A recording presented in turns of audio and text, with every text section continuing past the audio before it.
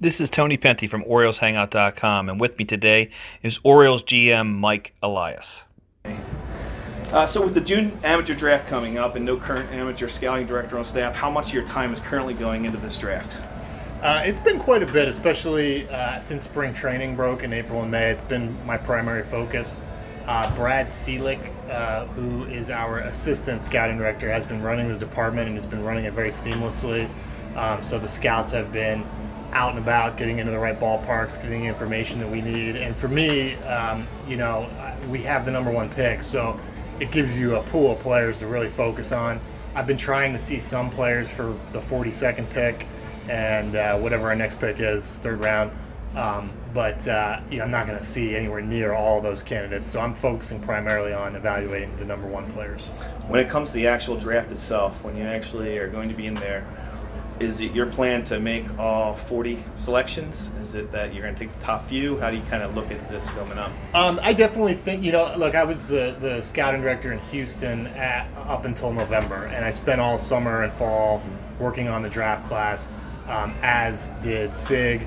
And we have a very unique way that we run the draft that we kind of started tailoring in St. Louis and then went to Houston and continued to tailor it. And so he and I have a very distinct idea in our own minds of how we're going to run the draft.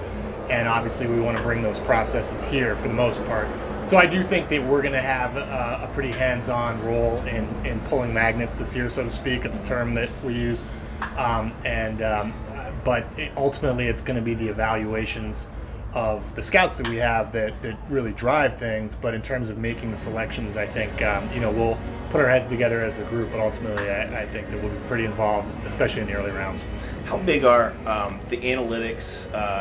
I don't know how much StatCast information you have available to the college. Do you guys have access to that stuff? Is that a big part of how you guys look at the players available? So we don't have StatCast in college. What we do have is TrackMan, and that gives you a ton of info on the pitchers and some info on the hitters at the schools that have them. And then we have a lot of video that just wasn't as available a few years ago as it is now. It's packaged for us very easily. And then there's a lot of information that can be derived from college statistics if you know what you're doing. And that's something that's started dating back to the Moneyball years, but really the Cardinals with SIG and Jeff Luhnow took it to a new level, and I feel like we're going to be ramping that up here. And from a high school perspective, is that a lot of things come from those camps when they bring all those kids together and they can kind of run that stuff across them? So I would say that the amount of non-scouting info on high school kids has been increasing, but it's nowhere near what it would be for a college player. In the summertime, when they're at the showcase events that usually take place in a large stadium, oftentimes it's a pro stadium, the TrackMan will be on. You'll get some info that way, but there's no big body of statistical work for high school kids. They're playing on small high school fields in the spring, so the most recent samples don't take place in front of technology, and it's still primarily, predominantly a scouting endeavor. So do you see yourself staying more involved in the amateur scouting process in the future, or was this more of a situation where you wanted, because of all your experience and looking from last year, and so forth? I think once this draft ends and we get the players signed, I'll be much less involved, and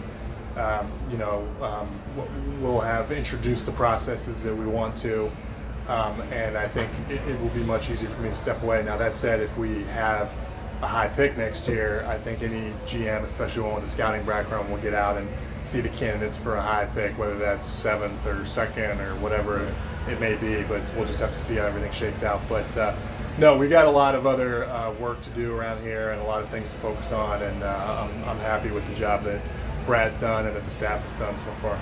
Great. With the hiring of Kobe Perez as the Senior Director of International Scouting, do you see yourself hiring someone to be the Senior Director of Domestic Amateur Scouting?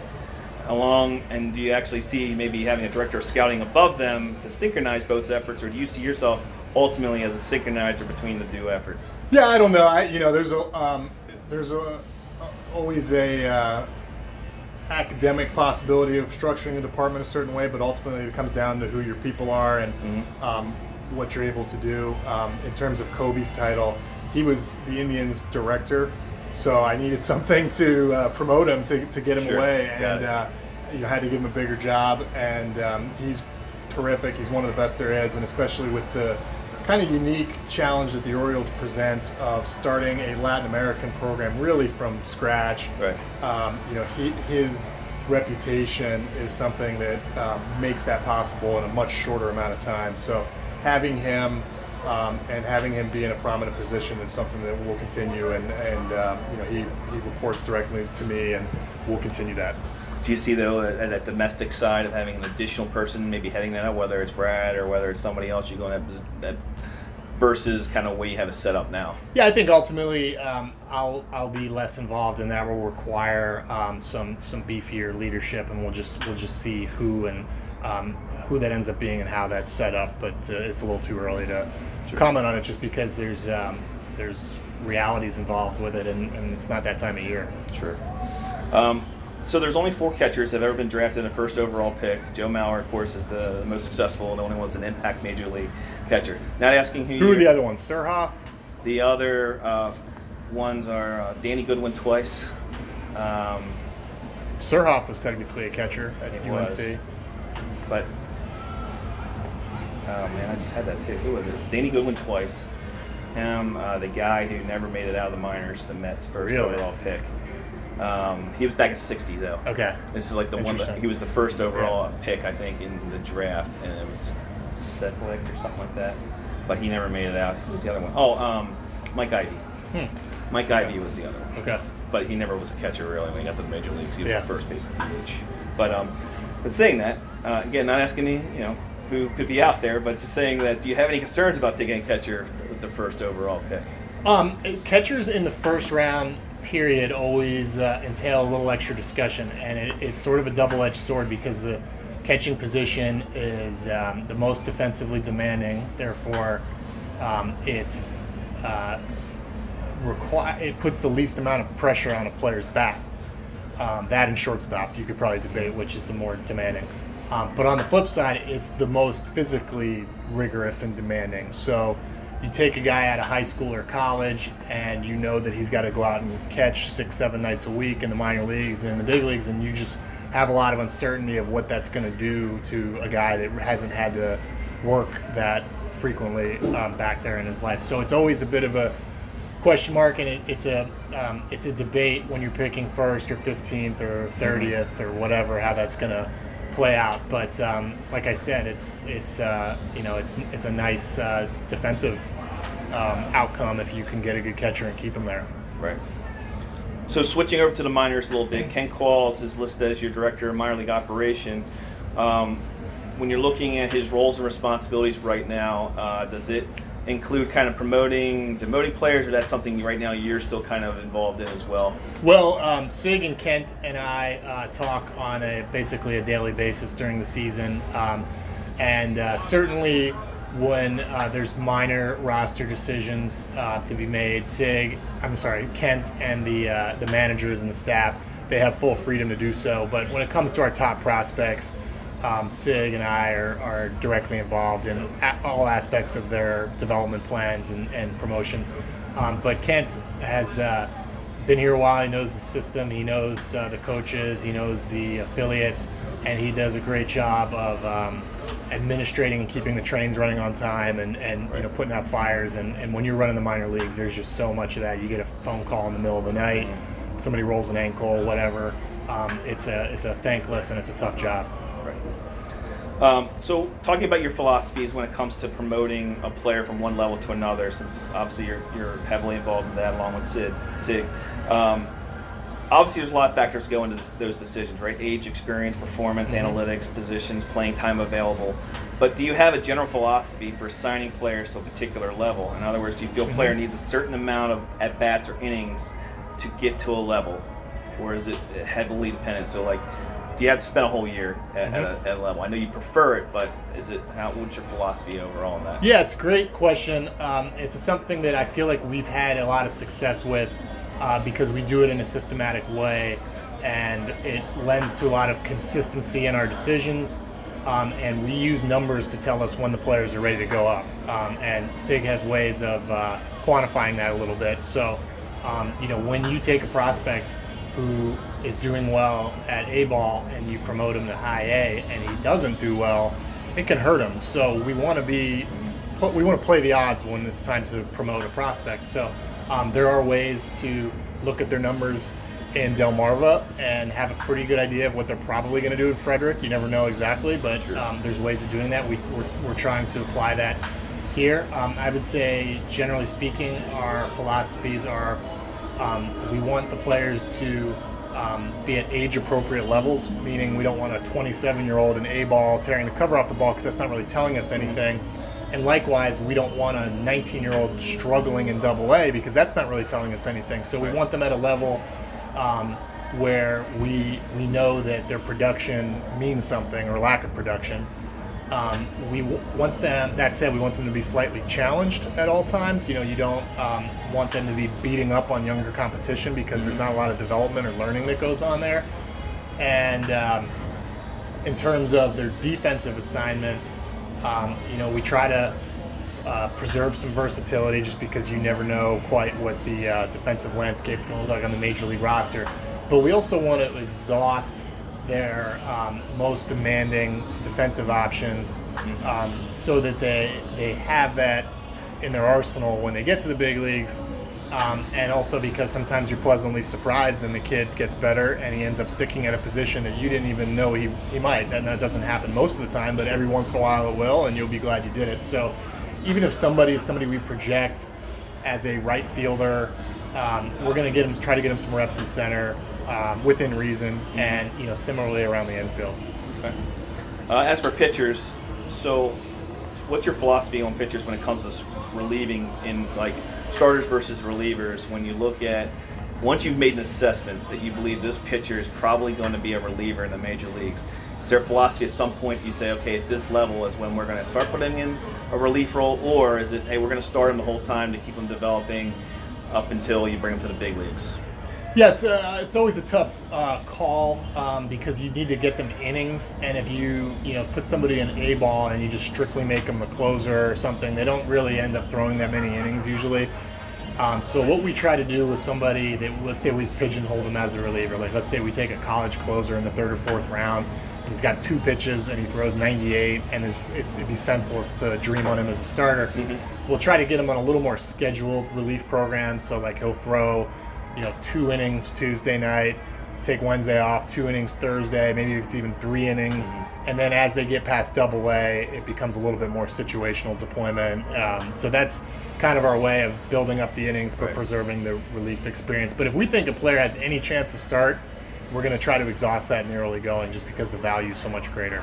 Will you start trying to pitch pitchers back to back in the minors to see if they can do that? Is that like one of the skill sets that you would check off, like, okay, it takes this many days to recover versus, hey, I can use this guy off, he's got the rubber arm kind of guy you can use more often? Yeah, I would say that enters in starting in Double-A, and then definitely in Triple-A, you kind of take the leash off, and unless there's some specific reason for it, try to simulate the major league experience as much as possible. So you start letting your starters go as deep as they can go. And start, having relievers, stress the relievers a little bit more so they're ready for that when they get up here. How's StatCast information being used now to evaluate prospects within your system? Without getting too detailed into how you're doing it, but are you looking at, specific categories like spin rates, launch angles, exit velocities, and then using analytics then to determine which players have the best chance to succeed at the major league level? Is that kind of how you kind of go about the process right now? Yeah, it's really revolutionized the game, and this started, I would say, 4 years ago or so, 5 years ago. At the minor league level, we don't have StatCast. So StatCast is a camera system that exists at the major league level. It tracks what all of the fielders are doing, in addition to the ball in flight. Really everything that's going on at Diamond. So there's really everything at the big league level. At the minor league level, we have TrackMan. Okay, TrackMan's there. And TrackMan will give you the exit velocities and the launch angles for hitters. Okay. It can give you aspects of what pitch they swung at and then what happened on that pitch. Okay. And then for the pitchers, it gives you all the physical information about the thrown pitches. So we get a lot of info there, but in terms of defense, things like that at the minor league level, it's less than we get at the big leagues. But yeah, to answer your question, so much of that info is now quantifiable. It used to require scouts in the stands, right, and now we're getting measurements about how hard the ball's coming off the guy's bat, how fast he runs. There's just a lot more info to be gleaned than there once was, and incorporating that info, ultimately, trying to model that information is something that the teams are racing away at right now. How important do you feel having video of your minor leagues, especially having the angle with that information? Is it important to have the video still to especially behind the pitcher location, center field, the pitches and so forth like that? Is that important, do you believe, as well? Yeah, it's great, very important, and there's so much more of it now, and it's good for the people around the organization that weren't at the game. They can keep an eye on things, but also for our coaches, they to be able to use that video. And I think over the next couple of years, we're probably going to increase our video capabilities at the affiliates. Is that something that would be broadcast? Like to MLB? Well, no, TV? I mean, that stuff happens apart from us, but we like to get different angles so you can see guys' swings and things like that. Okay, got it. Yeah, I just like to put that plug in. Yeah. Please put that down. A couple affiliates. Yeah, I don't know about broadcasting our swing videos, but yeah. I'm sure, maybe not, but sure it would be nice to have that. Some of the affiliates aren't broadcast right now? No, Frederick, Delmarva doesn't. Bowie does, but they only have the overhead. They have the press box view. So really just Norfolk is all we get. Norfolk has the only one. Aberdeen does, but they also have the press box view. Yeah. But luckily, some of the other affiliates, like Harrisburg, has a pretty good one. They usually, when they play at Harrisburg, it's usually actually the best video I get of AA. It's usually from there, and a couple of the places. I think just the one Erie. I think Erie also has a really good camera. I think there's a couple of them. Cool. But so do you also get this? Is that TrackMan information available across all organizations? So in other words, you have access to everybody, like the same database as you would in the major leagues? Basically, if your organization is contributing, then it's all shared. If you were an organization, I don't think these exist anymore, but if it was not providing TrackMan data, you wouldn't receive it from the other teams, but it's kind of a sharing system that Major League Baseball has set up. And I know you did have, being hired in November and not having a ton of opportunities and chances to kind of put everything in place. But how are the players now getting that information? By whom? Is it by the manager? Is it a coach? Is it you have an analytics guy assigned to a team that's trying to help them with some of the information now? So ultimately, it's the coaches, and what we have done in the past and have started to do here is we have somebody called a development coach.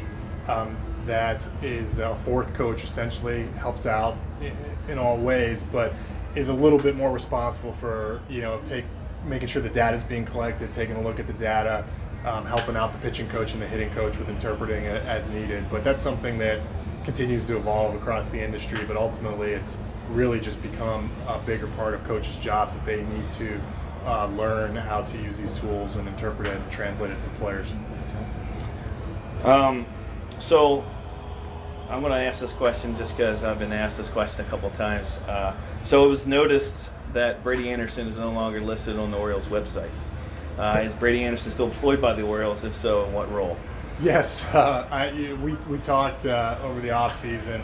I think I talked about this in spring training, but he is concentrating more focused and more heavily on strength and conditioning, minor league strength program, hiring staff in those areas, nutrition, and while doing that, he's also consulting and advising me on all manner of baseball operations in the draft, and it's been very helpful.